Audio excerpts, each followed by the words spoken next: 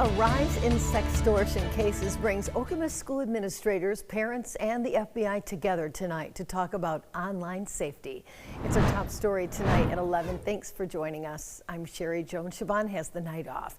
It's a discussion that's happening at school districts across the state. Most recently, parents in St. John's heard the message, and that's because FBI agents say they're tracking an increase in sextortion cases, especially targeting teens. Josh Sanchez was in Okemos tonight when the warning went out to parents. Josh?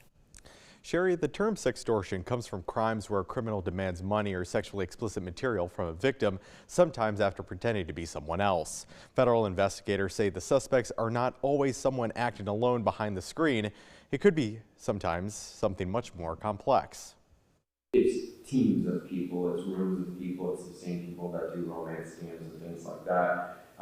It's the same overseas entities that are now targeting our kids. FBI Special Agent Christopher Rodolico shares a bleak reality from the darker side of the internet. Tonight's talk in Okemos High School is part of a series the FBI's East Lansing office has been doing in schools around mid-Michigan, geared towards getting parents and students up to speed on the crime of sextortion. Data from the FBI Detroit field office shows cases processed by investigators have been sharply rising since 2021. Tips about possible sextortion have been exploding, from below 200 tips in 2021 to 600 tips reported in the last year.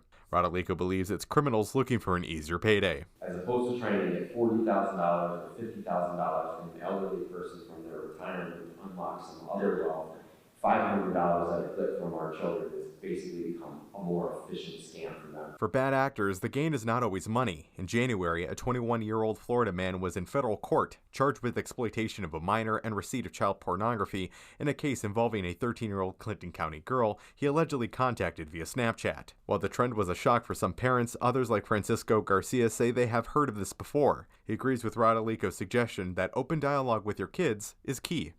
Yeah, there's always a little bit of fear, but at the same time, we have to trust our children, through open communication and acceptance.